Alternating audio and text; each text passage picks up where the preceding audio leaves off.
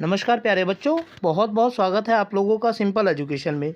दोस्तों, आज की इस वीडियो में हम लोग बात करेंगे कक्षा 6, 7 एवं 8 की 14 फरवरी की रीडिंग कैंपेन की वर्कशीट नंबर 23 के बारे में। यह वर्कशीट हिंदी की है और इसमें एक कविता किताबें कुछ कहना चाहती हैं दी गई है, जो सफदर हाशमी के द्वारा लिखी गई है। तो सबसे पहले हम देखेंगे कि यह कविता हमें किताबों के बारे में क्या बताती है, और उसके बाद जो सवाल इस वर्कशीट में दिए गए हैं एक एक करके हम उन सवालों के जवाबों को जानेंगे। तो चलिए बिना वक्त जाया किए हुए हम लोग आरंभ करते हैं आज की इस वीडियो में कक्षा 6, 7 एवं 8 की 14 फरवरी की रीडिंग कैंपेन की वर्कशीट नंबर 23 का अध्ययन, जिसका नाम है किताबें कुछ कहना चाहती हैं।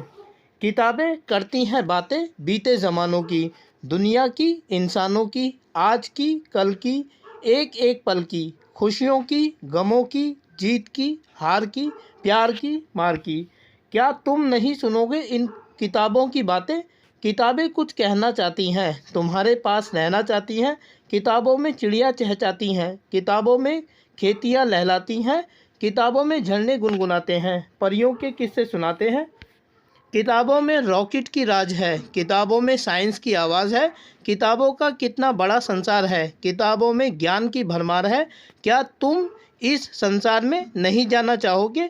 किताबें कुछ कहना चाहती हैं, तुम्हारे पास रहना चाहती हैं। तो प्यारे बच्चों, किताबों के ऊपर यह कविता थी। अब इस कविता के आधार पर हमें कुछ सवालों के जवाब देने हैं।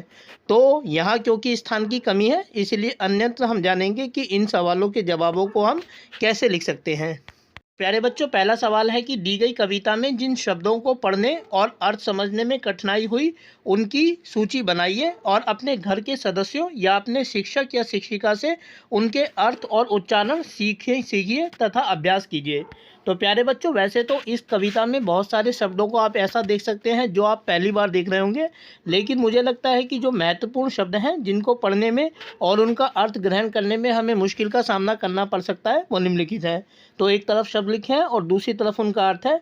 पहला शब्द है ज़माना। तो ज़माने का मतलब होता है समय, खास तौर पर बीता हुआ जो समय होता है उसके लिए इसका प्रयोग किया जाता है। दूसरा है गम। गम का मतलब होता है दुख। तीसरा है चहचहाती। चहचहाती का मतलब होता है पक्षियों की जो आवाज़ होती है उसको चहचहाना कहा जाता है। अब दूसरा सवाल है कि यदि किताबें सचमुच बात कर पाती तो आप उनसे कौन से प्रश्न पूछते? किताबें उन प्रश्नों के क्या उत्तर देती? अपनी कल्पना से कोई 3 प्रश्न बनाइए और उनके उत्तर लिखिए। तो प्यारे बच्चों, अगर मान लीजिए कि किताब जिंदा है और आपसे बात करना चाहती हैं, तो आप बातचीत करते हुए उनसे कौन से 3 सवाल पूछना चाहेंगे और किताबें उन सवालों का क्या जवाब देंगी, इस बारे में ये सवाल है। कल्पनाशीलता के ऊपर ये सवाल है, तो आप चाहें तो अपना इस सवाल का जवाब अपना खुद से भी लिख सकते हैं, परंतु मैंने जो इसका जवाब लिखा है वो इस प्रकार है। पहला प्रश्न है कि कुछ लोग आपको फाड़ देते हैं, गंदा करते हैं, आपको कैसा लगता है? किताब का क्या उत्तर होगा? ये बहुत बुरा, क्योंकि मुझे पढ़ने के लिए बनाया गया है। और दूसरा सवाल है कि आप स्वयं को कैसे देखती हैं? शायद किताब का उत्तर होता कि मैं स्वयं को ज्ञान की दुनिया के रूप में देखती हूँ। और तीसरा सवाल, आजकल ऑनलाइन किताबों की वजह से आपका चलन कम हो रहा है, आपको कैसा लगता है? तो शायद किताब का जो जवाब होगा वो ये होगा कि मुझे अच्छा लगता है, क्योंकि अब मेरी वजह से वृक्षों को नहीं काटा जा रहा। प्यारे बच्चों, किताबों के जो पृष्ठ होते हैं वो पेड़ की लुगदी से बनते हैं और इसके लिए कई पेड़ों को रोज़ काटा जाता है। अब क्योंकि डिजिटल किताबों का ज़माना आ गया है, तो लोग किताबों की अपेक्षा ऑनलाइन किताबें पढ़ना ज़्यादा पसंद करते हैं। इसका एक फ़ायदा यह है कि इसकी वजह से पेड़ों को काटने की संख्या कम हुई है, लेकिन सिर्फ पृष्ठ बनाने के लिए पेड़ों को काटने की जो ज़रूरत है वो ख़त्म हुई है, लेकिन दूसरी ज़रूरतों के लिए पेड़ों को अभी भी दिन प्रतिदिन काटा जा रहा है। तो इस प्रकार पेड़ को कम से कम ये खुशी हो सकती है कि उसको बनाने के लिए अब पेड़ों को नहीं काटा जा रहा। और तीसरा सवाल, जो कि इस वर्कशीट का अंतिम सवाल है, वो ये है कि आपकी सबसे प्रिय किताब कौन सी है और आपको यह किताब क्यों पसंद है? इसके बारे में 5 वाक्य लिखिए। तो प्यारे बच्चों, इसका भी जवाब आप व्यक्तिगत रूप से देख सकते हैं। जो किताब आपको पसंद है वो कोई धार्मिक किताब भी हो सकती है, कहानियों की किताब भी हो सकती है, कोई स्पोर्ट की किताब भी हो सकती है, और वो किताब आपको क्यों पसंद है इसके बारे में बताना है। मैंने जो इस सवाल का जवाब लिखा है वो इस प्रकार है कि मेरी प्रिय पुस्तक रामायण है, क्योंकि का मतलब हमें वो कारण बताने हैं जिनकी वजह से मैं इस किताब को पसंद करता हूँ। पहला है, यह एक आदर्श पुत्र को दिखाती है, अर्थात इस किताब में राम जैसे एक आदर्श पुत्र की छवि को उकेरा गया है, इसीलिए मुझे ये पसंद है। दूसरा, यह भाई के प्यार को दर्शाती है, क्योंकि इसमें भरत का राम के प्रति प्रेम को दिखाया गया है, इसलिए भी मुझे ये पसंद है।